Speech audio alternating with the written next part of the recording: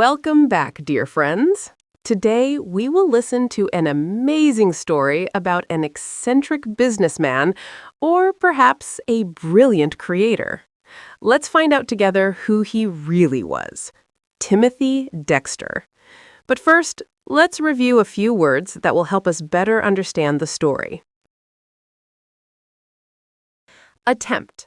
To attempt is to try to do something, especially something difficult. The mountain climber made an attempt to reach the top. Certain. To be certain is to be completely sure about something. I am certain that I left my keys on the table. Complicated. Something complicated has many parts and is difficult to understand. The math problem was too complicated for me to solve alone. Enormous.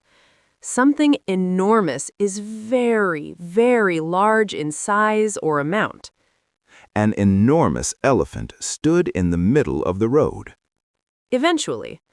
Eventually means at some time in the future or after a long time. He worked hard and eventually became the manager of the shop. Exactly. Exactly means in a correct and precise way. The clock shows exactly 12 o'clock. Insult. To insult is to say or do something rude that upsets someone. It is not nice to insult people because of how they look. Intellectual. An intellectual person is very smart and enjoys thinking or studying. They had an intellectual discussion about history and science. Irritate. To irritate is to annoy someone or make them feel a little angry. The loud noise from the street began to irritate him. Modest. A modest person does not talk too much about their own success.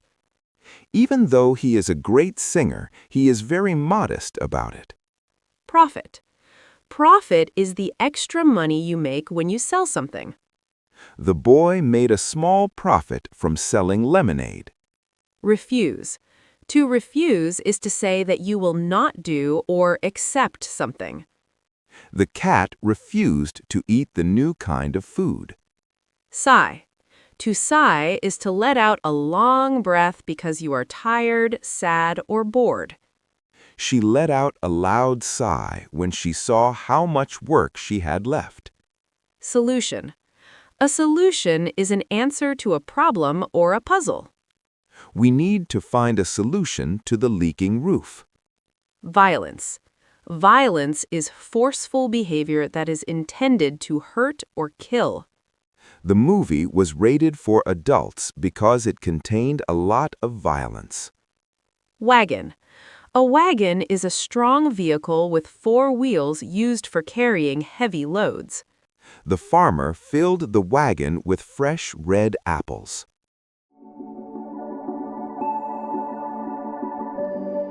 Great job! But our journey doesn't end here.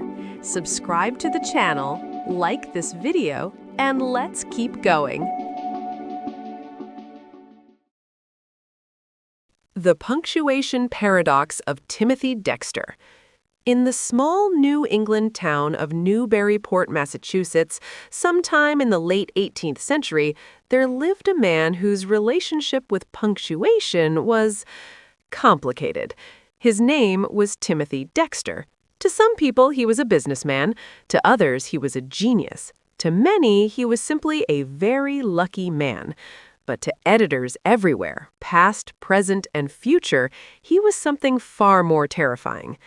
Timothy Dexter hated punctuation. Not disliked it, not misunderstood it, hated it.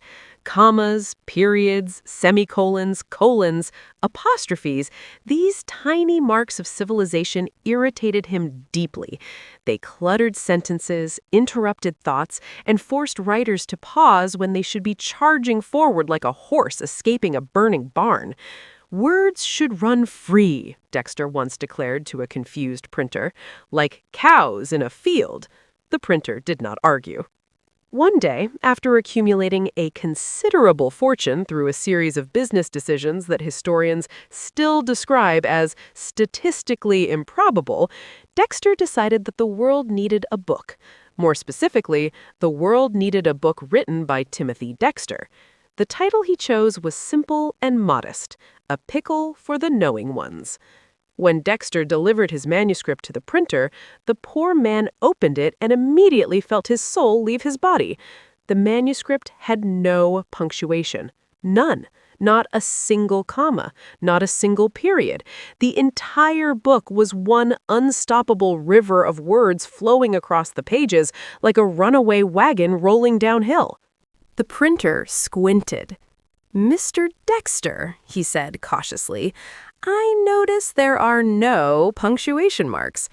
Dexter waved his hand dismissively. "Punctuation is for weak thinkers," he said. "But readers, Dexter interrupted, "should work harder." The printer stared at the manuscript again. The first sentence alone appeared to be approximately 3 pages long. "Perhaps," the printer suggested gently, "just a few periods." Dexter leaned closer. "Not one," he said firmly. The printer sighed the sigh of a man who had chosen the wrong profession. Weeks later, the book was printed exactly as Dexter demanded. Page after page of enthusiastic chaos spilled from the press. Sentences collided with other sentences. Thoughts wandered off, returned unexpectedly, and then wandered away again. Reading the book felt less like reading and more like chasing a flock of very confused chickens. But Dexter was proud. He sent copies everywhere. Politicians, merchants, neighbors, people who had once borrowed a shovel from him in 1774. At first, the reactions were mixed. Some readers opened the book, read 3 lines, and quietly closed it again. Others tried to read it aloud and fainted halfway through a paragraph. One school teacher reportedly spent 2 hours attempting to locate where the first sentence ended before declaring the book an act of grammatical violence. Critics quickly assembled like a pack of hungry wolves. "Unreadable," they cried. "A catastrophe," they declared. "An insult to language itself." Dexter listened to all of this with great interest. Then he did something unexpected. He wrote a second edition, but this time he addressed the criticism directly. On one of the pages of the new edition, Dexter included what may be the most unusual solution to a punctuation problem in literary history.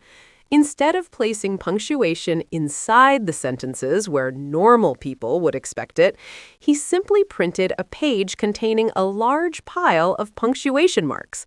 The page looked like someone had spilled a bucket of grammatical confetti.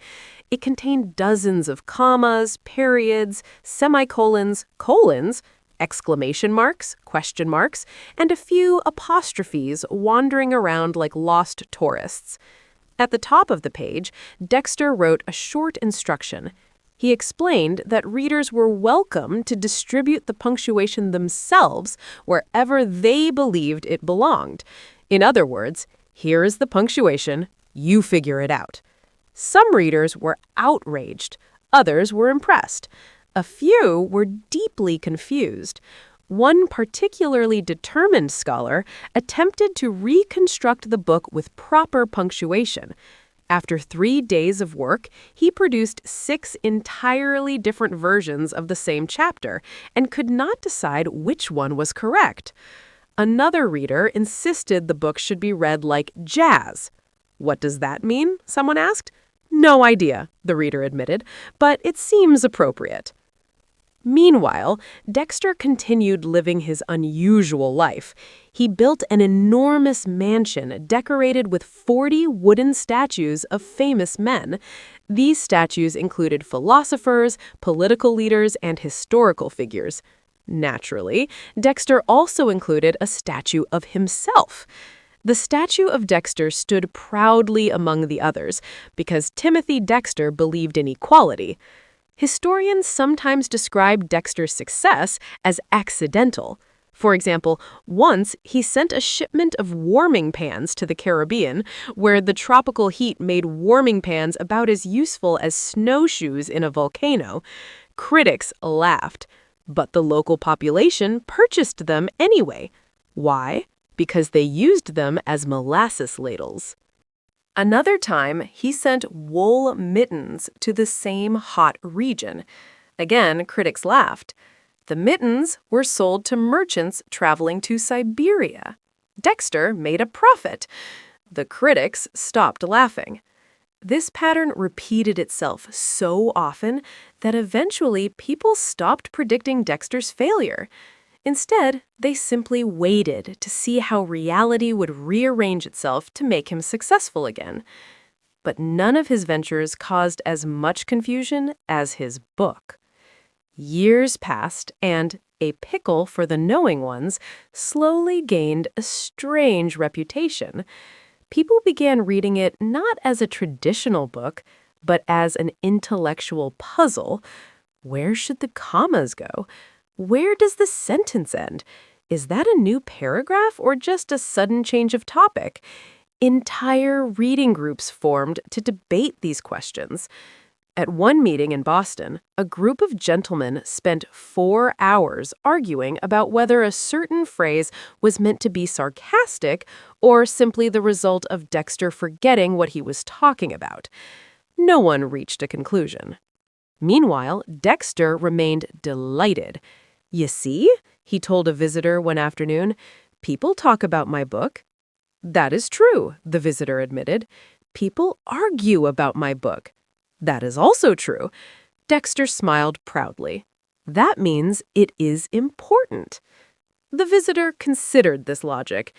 It was not entirely wrong. Eventually, a young editor decided to attempt what many believed impossible, a fully punctuated, professionally edited version of Dexter's masterpiece. The editor locked himself in a room with 3 dictionaries, a grammar manual, several cups of strong coffee, and a very large amount of optimism. After several weeks, he emerged, pale and exhausted. "I have done it," he announced. The book was printed again, this time with punctuation carefully inserted into every sentence. Commas appeared where breaths were needed. Periods ended thoughts properly. Semicolons politely connected ideas. The editor proudly presented a copy to a small group of readers. They began reading. Something felt wrong. The sentences were clearer. The structure was logical. The arguments made more sense. But the wild, unpredictable energy of Dexter's original writing had vanished. The book now read like the work of a sensible person, and that, oddly enough, seemed to ruin it. Readers complained. "It is too normal," one said. "It has lost its spirit," said another.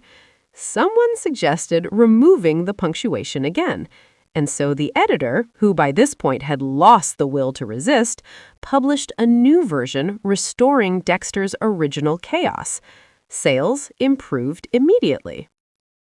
This created what literary historians now call, sometimes jokingly, sometimes seriously, the punctuation paradox of Timothy Dexter, a book that becomes worse when corrected.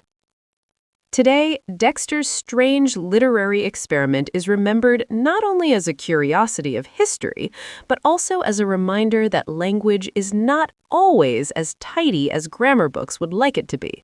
Sometimes ideas spill across the page. Sometimes sentences run too long.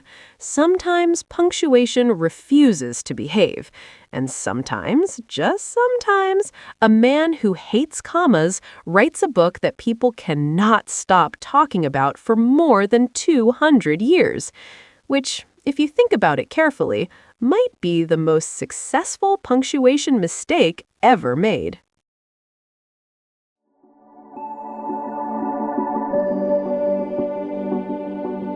Thanks for learning with me today, and see you in the next lesson.